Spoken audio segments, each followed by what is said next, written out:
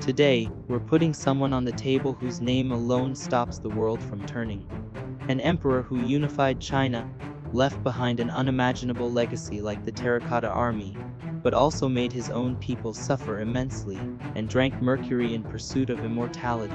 Qin Shi Huang. So, who was this man? What made him so ruthless? And was this bloody transformation he initiated for China a necessity? Or was it the work of pure megalomania? Fasten your seatbelts, because we are diving into the chaotic world of the 3rd century BC, and deciphering the incredible life story of history's most controversial emperor.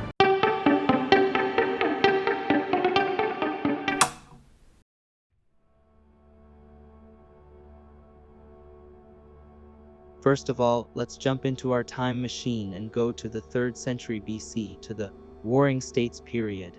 Imagine, there is no unified country called China. 7 major kingdoms are at each other's throats. Complete chaos.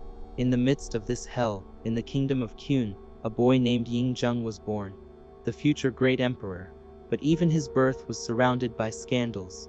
His mother, Queen Zhao, was the former concubine of a powerful merchant and politician, Liu Buwei. According to rumors, Yingzheng was not the king's son, but Liu Buwei's. This rumor would follow him throughout his life. When he ascended the throne at the age of 13, the real power was held by regents like a Buwei. The court was filled with intrigue and betrayal. His mother even had an affair with a fake eunuch named Lao A and had 2 children from this relationship. Lao A even attempted a coup to put his own sons on the throne. Can you imagine the young king's stepfather trying to overthrow him? Yingzheng suppressed this rebellion with incredible composure and blood. He destroyed Lao Ai and his family, and condemned his own mother to house arrest. It was these events that sowed the first seeds of his famous paranoid and ruthless character. With his intelligence and ambition, he gathered brilliant and equally ruthless advisors around him, like Li Si. Li Si whispered to him, "People are evil by nature. The only way to control them is with iron-clad laws and merciless punishments." This was the philosophy of legalism, and this philosophy would turn the state of Qin into an unstoppable war machine.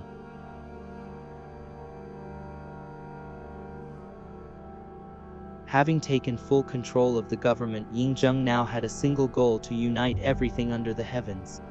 From 230 BC onwards, the Qin armies swept over the other kingdoms like a hurricane. In a short span of 10 years, he conquered the other 6 kingdoms one by one. The tactics he used during these conquests were incredible.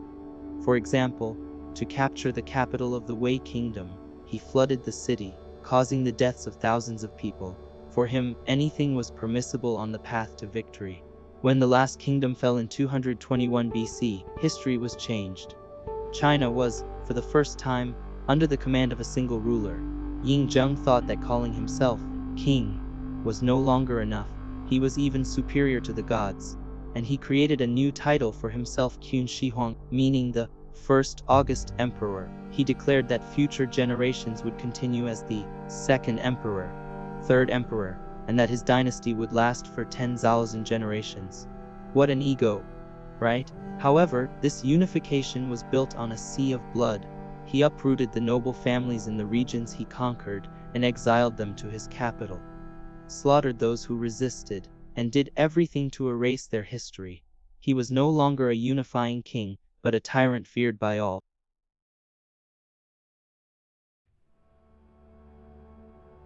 Now hold on tight, because this is where Qin Shi Huang's true genius and madness emerge. To hold his massive empire together, he initiated an obsession with standardization, a standardized life.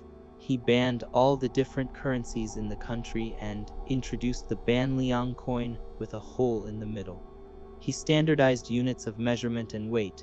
He even standardized the distance between the wheels of chariots. Why?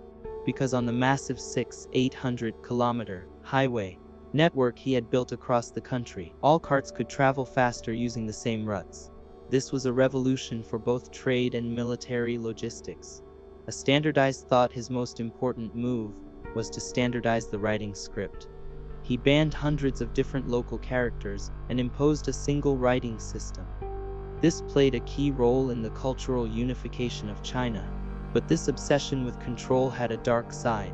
The emperor wanted not only lives but also thoughts to be uniform. When his advisor Li Si said, "Your Majesty, different ideas are dangerous, they shake the foundations of the empire," he initiated one of history's greatest cultural carnages. 213 BC, the order was given: burn the books.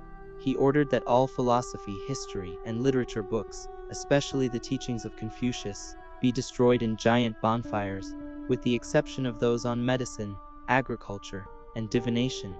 But the terror didn't end there. It is rumored that more than 460 scholars who opposed the order and raised their critical voices were buried alive.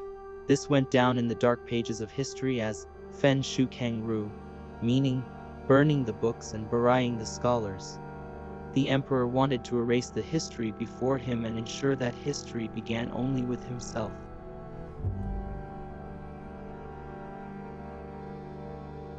What does a man who has everything want? Of course, to have everything forever. Towards the end of his life, Qin Shi Huang decided to challenge death. Immortality became an obsession, a paranoia for him.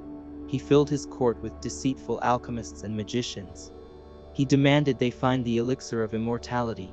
Ironically, the pills these alchemists gave him, claiming they would prolong life, contained mercury, so the emperor was slowly poisoning himself every day to become immortal. This might also explain why he became increasingly unstable and cruel.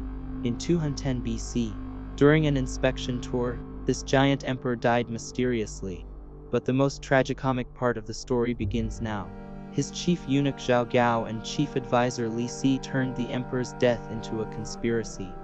Because the emperor's true heir was his intelligent and compassionate son Fusu, who was in exile. If Fusu took the throne, both of their heads would roll. What do you think they did? They concealed the emperor's death for weeks.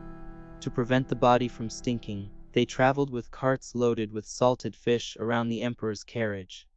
Imagine, the corpse of the great emperor who unified China is being paraded around the empire, hidden by the smell of rotten fish. In the meantime, they issued a fake edict ordering Prince Fusu to commit suicide and enthroned his younger, weak-willed son Hu Hai, whom they could use as a puppet. Proof of how full of cruel irony history can be.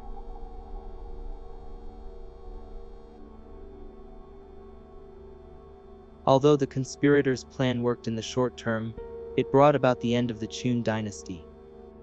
During the reign of the incompetent second emperor, the empire was shaken by rebellions and completely collapsed just 3 years after Qin Shi Huang's death. The dream of 10,000 generations remained just a dream. So, what was left of him? Ashes and blood. Much more than that, the centralized state structure he established, his standards, and the idea of a unified China were adopted by the succeeding Han dynasty and formed the foundation of Chinese civilization for 2,000 years. And of course, that incredible legacy, the thing that farmers digging a well by chance found in 1974, the Terracotta Army. Tens of thousands of soldiers, horses, and war chariots made of clay to protect the emperor's tomb in the afterlife. And the craziest detail?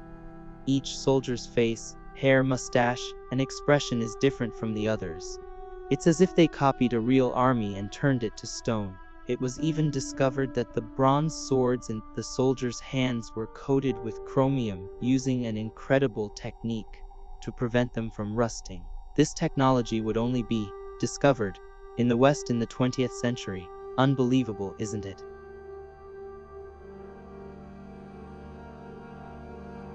So, this is the story of Qin Shi Huang, a visionary who unified China, or a paranoid tyrant who burned books and buried people alive. Maybe both.